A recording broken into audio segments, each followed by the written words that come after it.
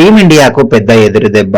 Middle order batter Telugu తేజం Tilak Varma New Zealand తో జరగబోయే 5 టీ20 మ్యాచ్ల సిరీస్ కు దూరమయ్యాడు. రాజ్కోట్ లో విజయ్ హజారే ట్రోఫీ మ్యాచ్ల కోసం హైదరాబాద్ తరపున ఆడుతున్న తిలక్ బుధవారం ఉదయం అల్పాహారం తర్వాత పొత్తి కడుపులో తీవ్రమైన నొప్పి రావడంతో వెంటనే ఆస్పత్రికి తరలించారు.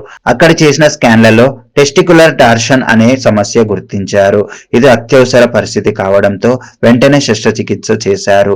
ఆపరేషన్ సక్సెస్ఫుల్ గా జరిగింది. తిలక్ ఇప్పుడు స్టేబుల్ గా ఉన్నాడు. కానీ కోలుకోవడానికి 3 నుంచి 4 వారాలు పట్టే అవకాశం ఉంది. దీంతో జనవరి 21 నుంచి నాగపూర్ లో ప్రారంభమయ్యే న్యూజిలాండ్ టీ20 సిరీస్ కు అతను దూరమవుతాడు.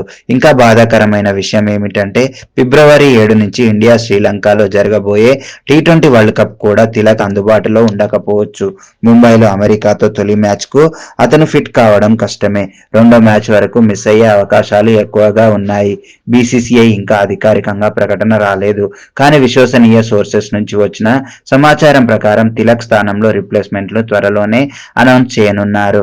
శుభ్మన్ గిల్ ను తీసుకునే అవకాశాలు చాలా తక్కువ. ఎందుకంటే అతను టెస్ట్ వన్డే కెప్టెన్ కావడంతో బెంచ్ పై కూర్చోబెట్టడం సరైంది కాదు.